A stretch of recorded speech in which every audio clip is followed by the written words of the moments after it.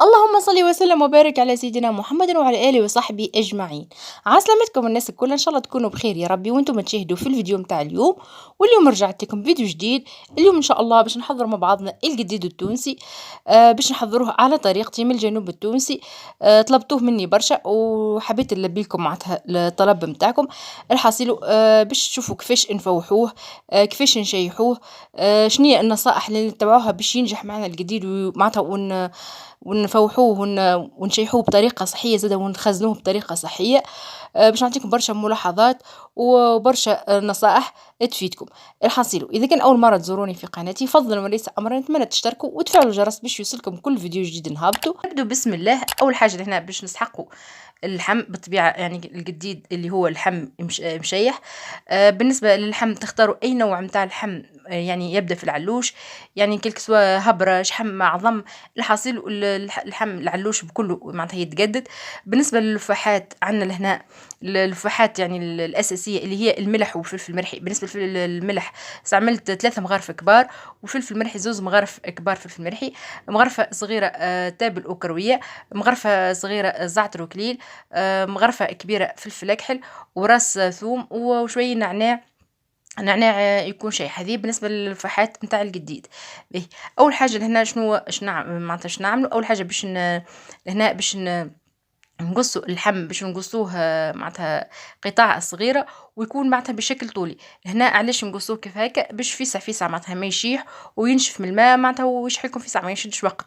باهي أول شرط او اول نصيحه نتبعوها في الجديد، لهنا يلزم عند الجديد كي نجو باش نحضروه ما نحضروش مباشره بعد ما نذبحوا اضحيه، يلزم نخلوه 24 ساعه يشيح من الماء اللي فيه ويشيح من الدم باش يصبر لكم. هذه اول نصيحه. لهنا يلزم معناتها تخلوه 24 ساعه باش يشيحك اللحم هذاك ويجف وما يبقاش فيه ما يبقاش فيه الدم.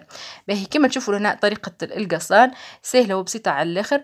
لهنا بالنسبه لنا نقص بالمقص، وديما تحاولوا انكم هكا يعني. بالنسبه لنا الطريقه دي نسموها نحبلوا اللحم، يعني نعملوه في شكل كالحبل، يبقى نقصوا فيه في شكل طولي دوب ما نوصل معناتها للحد نتاع الطرف الهبره. ندور المقص كما تشوفوا، نصوروا صوره واضحه على الاخر لين نتحصل على شريط او حبل كما تشوفوا بشكل طولي ومعناتها يكون رقيق. هذا الطريقه باش معناتها فيسع يشيح به. هنا نكمل نشرح اللحم او نحبل اللحم او نقص اللحم، وبعد نرجع نشوفوا كيفاش باش نحضروا اللفاحات. تو هنا بعد ما كملت شرحت الهبره نتاع الجديد، مازال ما ولاش جديد. باش نحضروا تو اللفاحات. لهنا جبت المهراس النحاس نتاعنا باش نهرس فيه ثوم. بالنسبه لهنا الثوم كما قلت لكم سحقيت راس كامل نتاع الثوم. بالنسبه للثوم راهو يفوح اللحم على الاخر، وكما تعرفوا الثوم راهو مضاد للاكسده، يعني مع حاجه صحيه كما شفتوا توابل صحيه على الاخر. هرست مع الفلفل الاكحل والتبل الكرويه. لهنا يلزم نهرسوه الثوم باش ما يبقاش طروف ومعناتها كي يذوبك الثوم ويتهرس راهو يلصق معناتها بسهوله على اللحم، معناتها ما يطيحش، يبقى يعني يفوح ويلصق على اللحم. باهي لهنا جبت شقاله كبيره باش نخلط فيها اللفاحات الكل. بالنسبه للفاحات كما قلت لكم الاساسيه اللي هي الملح والفلفل الملحي. بالنسبه للملح راهو يساعد اللحم انه هو يتخلص من الماء الكله ويخليه انه هو يصبر. كما تعرفوا الملح يعني يعتبر من المصبرات.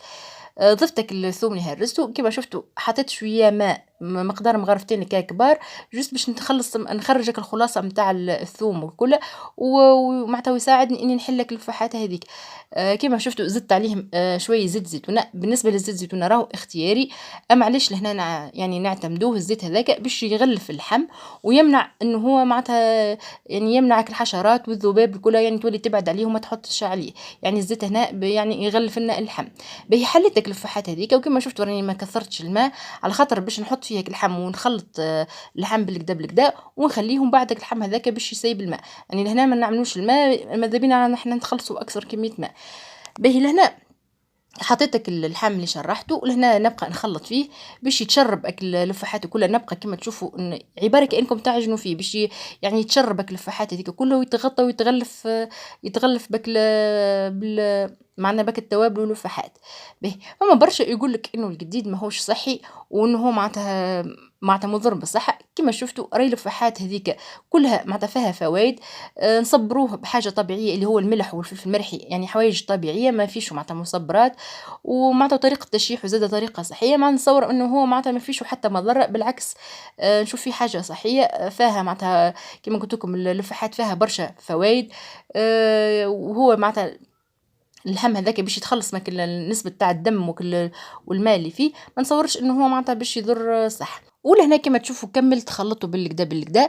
حسيت انه اللحم تشرب اللفاحات وتغلف بك اللفاحات هذيك بالكدا. تو لهنا باش نغطيه بمنديله، لهنا لازم تغطوه بمنديله باش ما يقرص لكمش معناتها ويعمل الراحه. ماذا بكم كما شفتوا تغطوه بحاجه مهويه.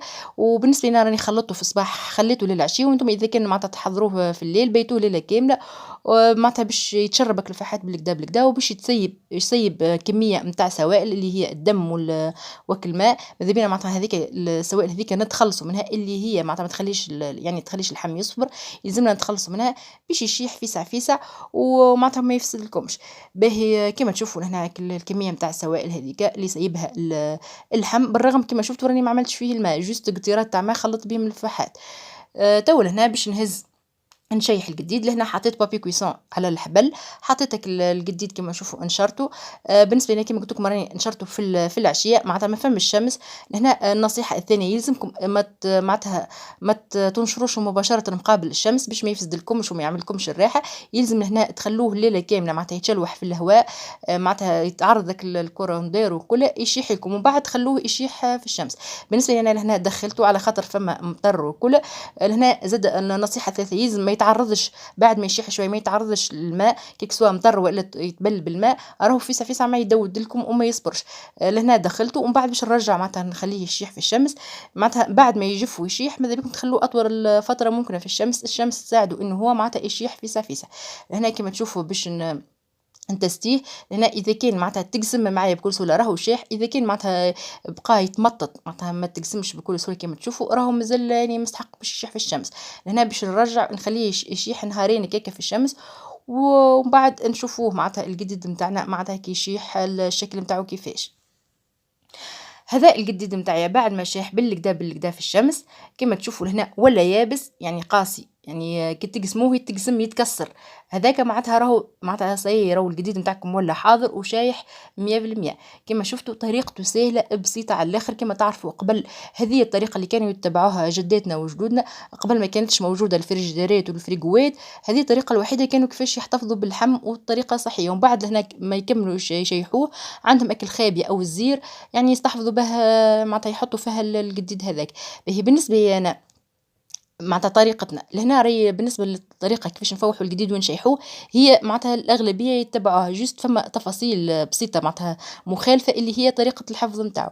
باهي بالنسبة لي أنا كيما شفتوا لهنا باش نقسم الجديد معناتها ما نخليشو طويل، معناتها نقصه معناتها بخاطر باش نحتفظ باش نحطه في حكة نتاع بولار ومانيش باش نضيف له الزيت. فما شكون معناتها بعد ما يشيح الجديد يحطوا معناتها يتقلى شوي في الزيت ويخبيه بك الزيت هذاك. بالنسبة لي أنا معناتها طريقتنا وطريقة الجنوب التونسي معناتها بصفة خاصة رانا ما نستحفظوش به في الزيت، معناتها نحطوه كما تشوفوا مباشرة في حكة معناتها تكون فارغة ما فيها شيء. بالنسبة لك الحكة هذيك تكون نظيفة ونعبيه فك الحكة هذيك ومن بعد نحطها في الفريجيدير معناتها مباشرة في الفريجيدير ونخليه يقعد فما في الفريجيدير وقت ما نسحق نجبد ومعناتها ونطيبه. باهي بالنسبة للطريقة هذه صدقوني تصبر معناتها مدة عام أو أكثر يعني وما يصير له شيء. حاجة واحدة يلزمكم كي تدخلوه معناتها الفريجيدير أو المجمد معناتها كي تخرجوه استعملوا ما تبقوش تخرجوا وترجعوا باش ما معناها يتعرضش للرطوبة.